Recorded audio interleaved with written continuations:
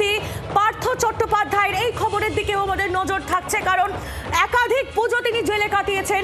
বারংবার পুজোর আগে তার যে জামিন মামলার শুনানি হয়েছে তখন বারবারই আশায় বুক বেঁধেছিলেন প্রাক্তন শিক্ষামন্ত্রী যে এবার হয়তো তার জামিন হবে, কিন্তু তা হয়নি। অবশেষে এবার পুজোর আগে দেবীপক্ষে ভালো খবর এলো প্রাক্তন শিক্ষামন্ত্রীর জন্য, তার জেল মুক্তি হবে পুজোর আগেই। এই তথ্যই সামনে পাওয়া যাচ্ছে। কলকাতা হাইকোর্টে আজ এই জামিন মামলার শুনানি ছিল এবং তার আগেই জানানো হয়েছিল যে তার আজ যে মামলার শুনানি রয়েছে এই মামলায় তিনি জামিন পেলে আপাতত তিনি জেল থেকে বেরোতে পারবেন, এবং তখনই জল্পনা শুরু হয় যে অবশেষে কি তিনি জেল থেকে মুক্তি পাবেন পুজোর আগে, এবং সেই জল্পনার অবসান অবশেষে যে খবর পাওয়া যাচ্ছে তার একাধিক তার উপর শর্ত আরোপ করা হয়েছে হাইকোর্টের তরফ থেকে, এবং সেই শর্ত সাপেক্ষেই জামিন পেতে চলেছেন, জামিন পেলেন পার্থ চট্টোপাধ্যায়। তার জেল মুক্তি হতে চলেছে পুজোর আগেই। তদন্তে সহযোগিতা করার নির্দেশ দিয়েছে কলকাতা হাইকোর্ট। তার সঙ্গে সঙ্গে আরও একাধিক শর্ত পার্থ চট্টোপাধ্যায়ের এই জামিনের ক্ষেত্রে দেওয়া হয়েছে। তিনি ট্রায়াল কোর্টের বাইরে বেরোতে পারবেন না, তাকে সহযোগিতা করতে হবে এবং তিনি কোনো অপরাধমূলক কর্মকাণ্ডের সঙ্গে তিনি যুক্ত থাকতে পারবেন না, এবং তার সঙ্গে সঙ্গে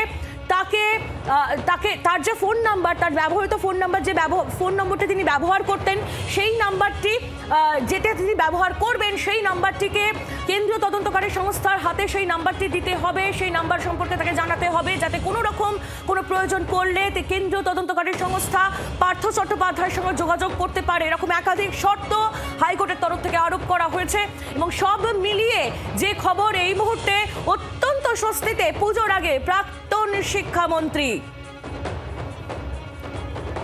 অর্ণবাংশু নিয়োগী আমাদের প্রতিনিধি সরাসরি আমাদের সঙ্গে রয়েছেন, কথা বলে নেব। অর্ণবাংশু, অবশেষে পুজোর আগে জেল মুক্তি পার্থ চট্টোপাধ্যায়ের।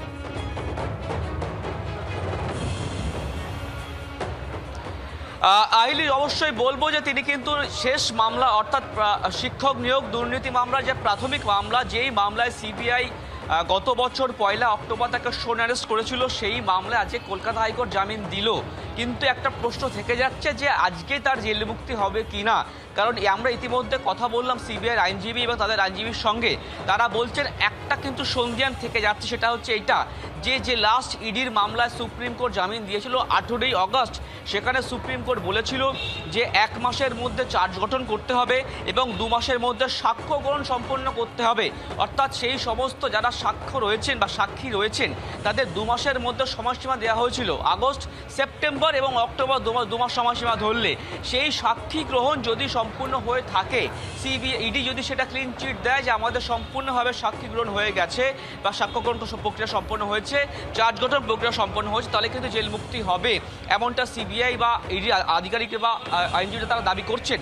মূল বিষয় হচ্ছে এইটা, মামলা কিন্তু তার বিরুদ্ধে আর কিছু নেই, তার সমস্ত মামলা তিনি জামিন পেয়ে গিয়েছেন, কিন্তু একটা খোঁচা বলে না, সে খোঁচা প্রায় একটা রয়ে গেছে, এমনটা আইনজীবীরা প্রাথমিকভাবে মনে করছেন। কারণ সুপ্রিম কোর্টের সময়সীমা হচ্ছে 1 মাসের মধ্যে চার্জ গঠন এবং দ্বিতীয়ত হচ্ছে 2 মাসের মধ্যে সাক্ষ্য গ্রহণ সম্পন্ন করতে হবে। 18ই অগস্ট হিসাব ধরলে কিন্তু 2 মাসটা প্রায় অক্টোবরের মিডল অফ অক্টোবরে গিয়ে শেষ হচ্ছে। সুতরাং ইডির হাতে কিন্তু এখন সেই সময়সীমাটা আছে, যে সময়সীমার মধ্যে তারা শেষ করতে পারবে। যদি এই সময়ের মধ্যে ইডি যদি সময়সীমার মধ্যে সবটা শেষ করে থাকেন বা শেষ করে ফেলে থাকে, তাহলে কিন্তু পার্থ চট্টোপাধ্যায় জেল মুক্তি হচ্ছে আজকেই। সুতরাং তারা কথা বলবেন ইডির সাথে, ইডি সেই প্রক্রিয়া সম্পন্ন করেছে কিনা, তারপরে কিন্তু বিষয়টি কনফার্ম হবে। তবে তার বিরুদ্ধে আর কোনো মামলা নেই, সমস্ত মামলা থেকেই তার কিন্তু মুক্তি হয়ে গিয়েছে, শুধুমাত্র একটা খোঁচা রয়ে গিয়েছে। তাহলে অর্ণবাংশু, যদি ইডির তরফ থেকে এ বিষয়ে কোনো রকম কোনো কনফার্মেশন না দেওয়া হয় তাহলে তার জেল মুক্তি মানে পার্থ চট্টোপাধ্যায়ের জেল মুক্তি আটকে যেতে পারে।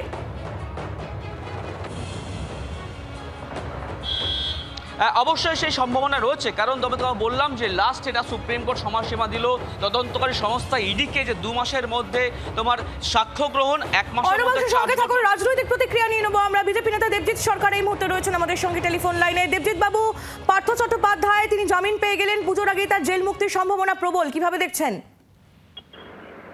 সবাই তো জেলের বাইরেই ঘুরে বেড়াচ্ছেন, যারা বদমাইশিতে শান দিয়েছেন, যারা এইভাবে মেধা লুট করেছেন, বাঙালির দুটো প্রজন্মকে যারা পথে বসিয়েছেন, তাদের বেশিরভাগটাই রাস্তায় ঘুরে বেড়াচ্ছে, কলার উঁচিয়ে ঘুরছে।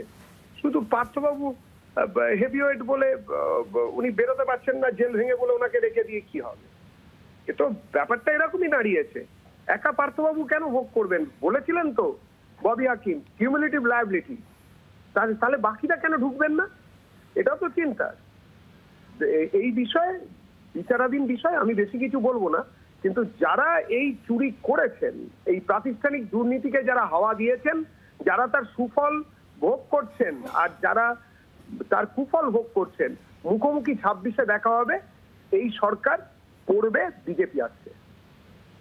ধন্যবাদ দেবজিৎ বাবু। রাজ্য বিজেপির মুখপাত্র দেবজিৎ সরকার ছিলেন আমাদের সঙ্গে টেলিফোন লাইনে। আপনাদের আরো একবার জানাই, প্রাথমিক দুর্নীতি মামলায় পার্থ চট্টোপাধ্যায় তিনি জামিন পেয়েছেন, শর্ত সাপেক্ষে তার জামিন, যদিও এই নিয়ে বিরোধীরা কটাক্ষ করতে ছাড়ছেন। আমি আরো একবার অর্ণবাংশুর কাছে চলে যাব। অর্ণবাংশু, নিয়োগী আমাদের প্রতিনিধি সরাসরি আমাদের সঙ্গে রয়েছেন। অর্ণবাংশু, তুমি যেমনটা বোঝাচ্ছিলে,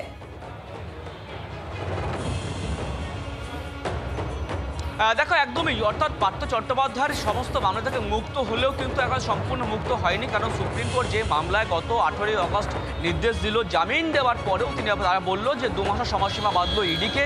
সেই 2 মাসের সময়সীমা কিন্তু শেষ হচ্ছে 18। অর্ণবাংশুর সঙ্গে থাকো, একটু সঙ্গে থাকার জন্য অনুরোধ করবো। আমরা এই মুহূর্তে যোগাযোগ করেছি তৃণমূল কংগ্রেস নেতা অরূপ চক্রবর্তীর সঙ্গে। অরূপ বাবু, প্রাথমিক দুর্নীতি মামলায় পার্থ চট্টোপাধ্যায় তিনি শর্ত সাপেক্ষে জামিন পেলেন, পুজোর আগেই তার জেল মুক্তির সম্ভাবনা।